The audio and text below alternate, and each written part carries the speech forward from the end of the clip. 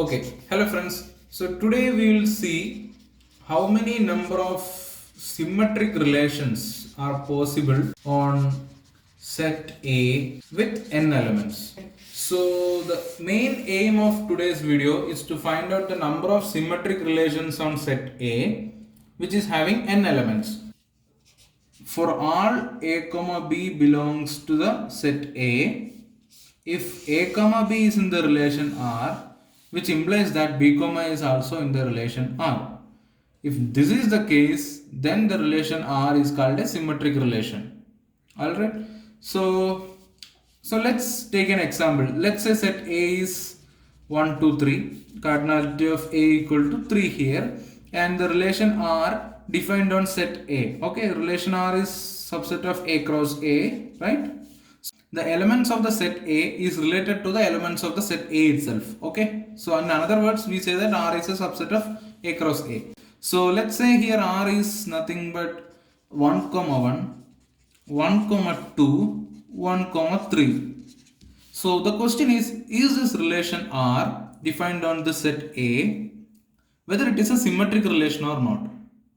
Turns out that it is not a symmetric relation. Why it is not a symmetric relation? Because 1, 2 is present, 2, 1 is not present, and 1, 3 is present, but 3, 1 is not present in this relation, right? So whenever a, b is present, it has to be the case that b, a should be present in the relation R. Then only we say that the relation is a symmetric relation. Alright, and let's consider this relation R1. Do you think R1 is a symmetric relation? Yeah, you got the answer right. R1 is a symmetric relation because whenever a comma b is present, right, b comma a is definitely present.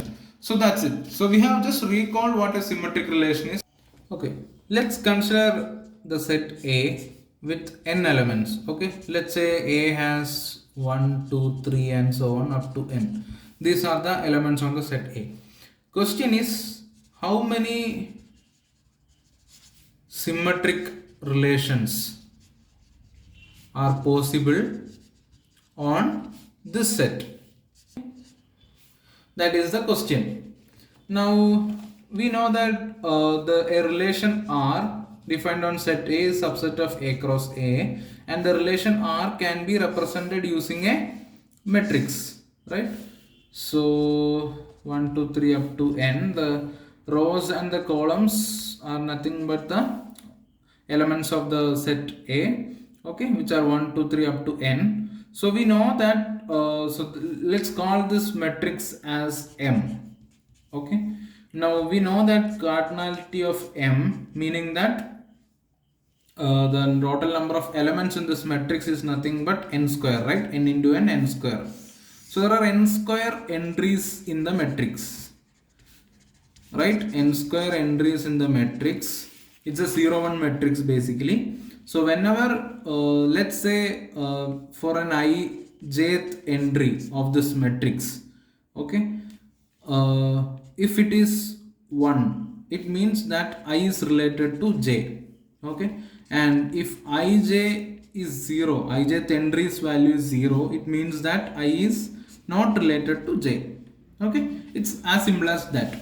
Now let's say, okay, so we have n principal diagonal elements in the matrix, 1, 2, 2 and so on up to n, n, right?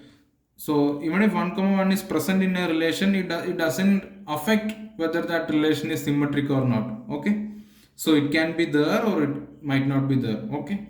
So anyway, we'll just come to this case later. So I'm just stating that there are n principal diagonal elements, and our main consideration is about the remaining n square minus n entries in the matrix.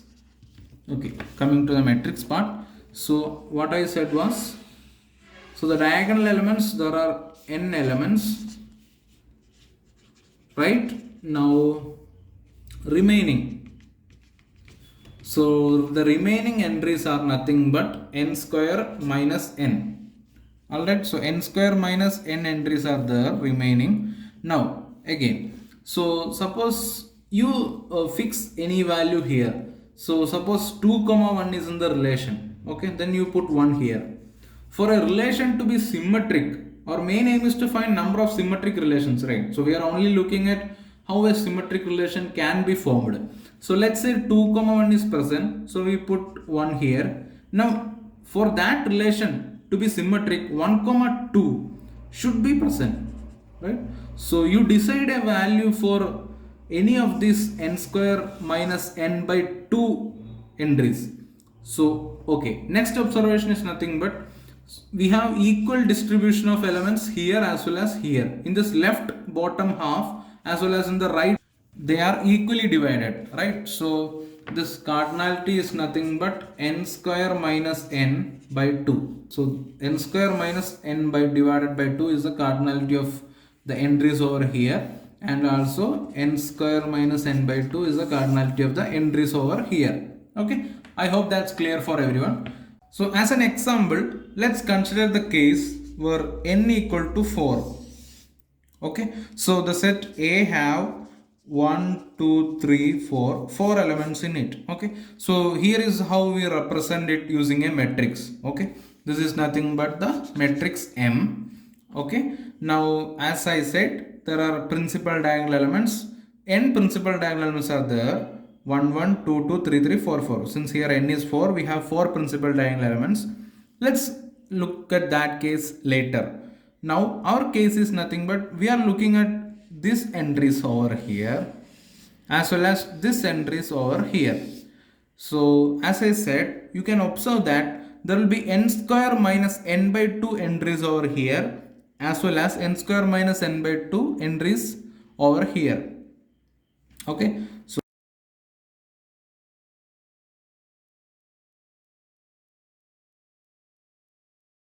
let's say here we fix an element. Okay, this is 2 comma 1 here. Now if you fix an element, for that relation to be symmetric, the corresponding pair, if it is 2 comma 1 we fixed, then 1 comma 2 should be the same element. Okay, these two should be same, right? Then only the relation will be symmetric. Okay, we are considering only about symmetric relation. Now we have n square minus n by 2 entries over here and n square minus n by 2 entries over here.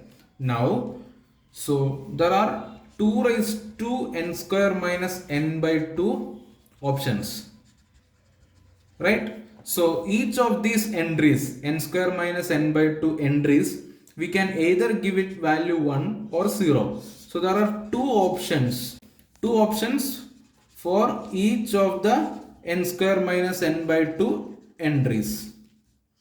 Okay, yeah, so we got that we have 2 raised to n square minus n by 2 such possibilities, right?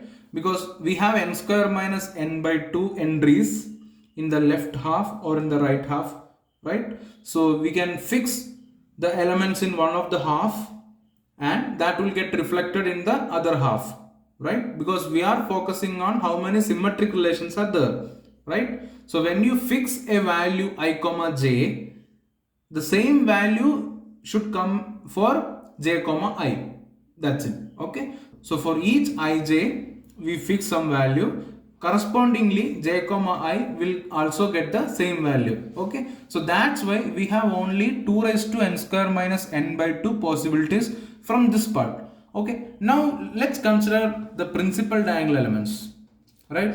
1 comma 1, 2 comma 2 up to n comma n, right? So each element, each entry here, it can either come to the relation or it need not come. 2 raised to n options, right?